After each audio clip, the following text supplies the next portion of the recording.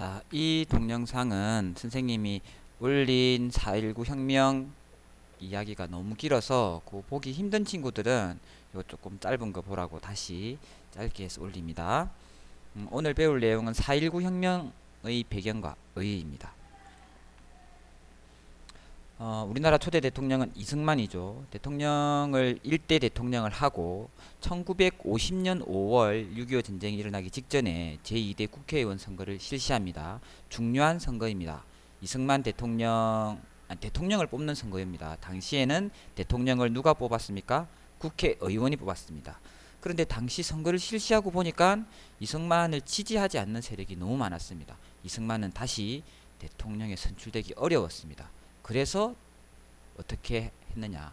법을 바꾸려고 했습니다. 헌법을 바꾸려고 했습니다. 발췌 개헌이라 그러는데 이때 처음으로 우리나라 헌법을 바꾸어서 대통령을 국민이 직접 뽑는 방식으로 법을 바꾸었습니다. 대통령을 국민이 직접 뽑는 건 좋은 거지만 당시로서는 자신이 대통령을 더 하고 싶어서 법을 바꾼 거기 때문에 그걸 좋다라고만 생각할 수는 없습니다. 그리고 그해 1952년에 이승만이 2대 대통령에 취임합니다. 그런데 대통령은 두 번만 할 수 있는데 대통령을 또 하고 싶었습니다. 그 다음에도 또 하고 싶었던 거죠. 그래서 또 헌법을 바꾸려고 합니다. 그런데 헌법을 바꾸려면 국회의원들 3분의 2가 찬성을 해야 되거든요. 당시 국회의원은 203명이었습니다. 그래서 203명의 3분의 2는 135.333입니다. 사람이기 때문에 135명이 아닌 136명이 찬성해야 법을 바꿀 수 있습니다.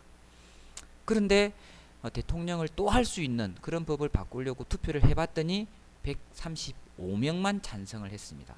바꿀 수가 없죠. 그러고 난 다음에 선거가 끝났는데 발표도 했는데 이틀 뒤에 이승만 대통령 쪽에서 아니다. 법을 바꿀 수 있다. 왜냐하면 135.333이기 때문에 4보다 작기 때문에 소수점 아래는 버려야 한다. 그래서 135명이기 때문에 통과됐다. 이렇게 억지를 부립니다. 그래서 결국 이승만 대통령은 1956년에 3대 대통령에 당선이 됩니다. 이때 헌법을 고친 것을 4.4.5입 개헌이라고 합니다. 우리나라 헌법을 고친 일 중에 아주 치욕스러운 정치사입니다. 자, 대통령을 1대, 2대, 3대까지 했습니다. 그런데 이승만 대통령은 욕심이 끝이 없었습니다. 1960년에 또 대통령 선거가 있었는데 이때 부통령 선거가 있습니다. 정이라는 말은 대통령이란 말이고 부통령은 부통령입니다. 지금은 부통령이 없지요. 그런데 당시에 이승만의 반대편 후보, 야당 후보가 선거 유세를 하다가 갑자기 사망합니다. 그래서 이승만 대통령은 단독 후보였습니다. 자기는 대통령이 될 수 있어요.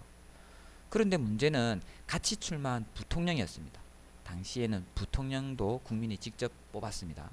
자기 편 부통령 후보가 이겨야 되는데 반대편 부통령 후보가 이길 것 같습니다. 왜냐하면 국민들도 더 이상 이승만 쪽을 지지하지 않았으니까요. 그런데 이승만은 대통령을 하지만 부통령을 꼭 자기 쪽 사람들이 해야 됩니다. 왜냐하면 이 당시 이승만은 나이가 너무 많았습니다. 86이었습니다. 대통령을 하다가 갑자기 어떻게 될지 모르는 나이입니다. 그래서 그렇게 되면 부통령이 대통령이 되니까 자기 쪽 사람이 꼭 부통령이 되기를 원했던 거죠. 그래서 이때 온갖 가지 부정선거를 다 합니다.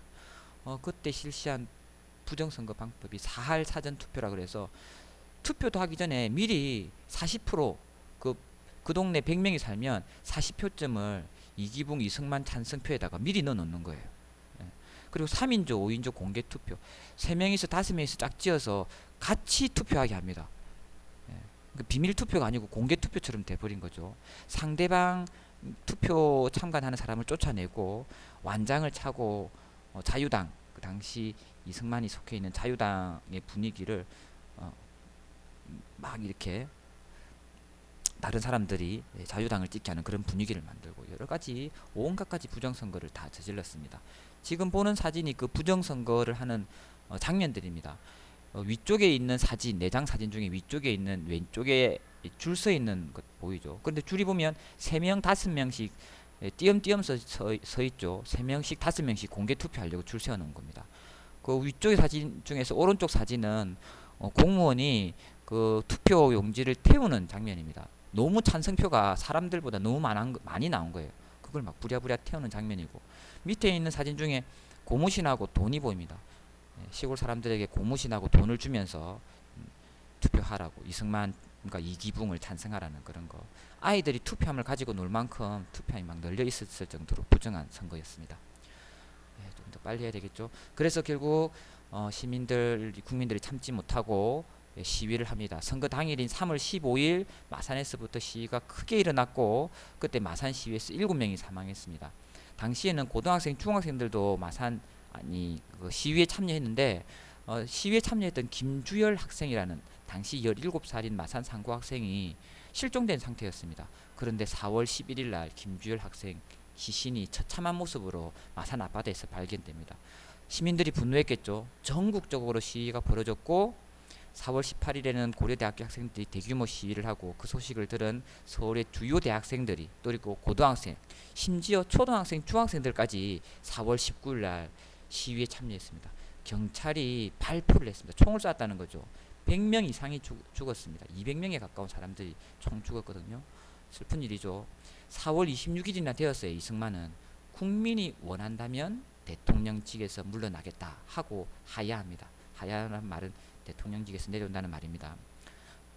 자신이 그 권력 욕심에 독재, 민주주의를 짓밟은 잘못을 인정하지 않고, 국민을 죽인 잘못을 인정하지 않고, 국민이 원한다면 대통령직에서 물러나겠다고 하는 이승만 대통령, 참 뻔뻔한 사람이었다, 이렇게 볼 수도 있겠습니다. 자, 시위하는 장면입니다. 교수들도 시위에 참여하게 되었습니다. 이제 물러나는 이승만 대통령의 모습입니다. 가운데 있는 사람이 이승만 대통령입니다. 물러나서 하와이로 망명을 간 거죠. 도망을 갔다라고 보면 되겠죠. 86세 망명을 해서 90살에 하와이에서 죽었다고 그럽니다. 자, 4.19 혁명의 의의는 어디에 있느냐? 민주주의를 억압한 독재 정권에 맞서서 학생들 그리고 시민들이 스스로 민주주의를 지켜낸 것입니다. 우리나라 민주주의 발전에 중요한 계기가 됩니다. 우리가 이렇게 자유롭게 공부하고 말할 수 있는 이것이 민주주의입니다. 이것은 그냥 가만히 주어지는 것이 아니고, 끊임없이 우리가 우리 사회에 관심을 갖고 정치에 참여할 때 민주주의가 지켜진다 하는 것, 그것이 4.19 혁명의 의의다라는 것을 알 수 있습니다. 마지막 사진 한 장은 그 4.19 혁명을 촉발하게 되는 계기가 됐던 김주열 학생, 여기가 마산 앞바다 김주열 학생의 시신이 떠오른 곳입니다. 이 헌화하는 사람은 당시 경찰의 강압에 못 이겨서 김주열 시신을 싣고 앞바다에 버린 운전했던 기사였습니다. 나중에 자신의 잘못을 반성하고 여기 와서 헌화하는 그런 장면입니다. 오래 있었던 이야기입니다. 선생님이 짧게 한다라고 생각을 했는데도 굉장히 길어졌습니다. 듣느라고 고생했습니다.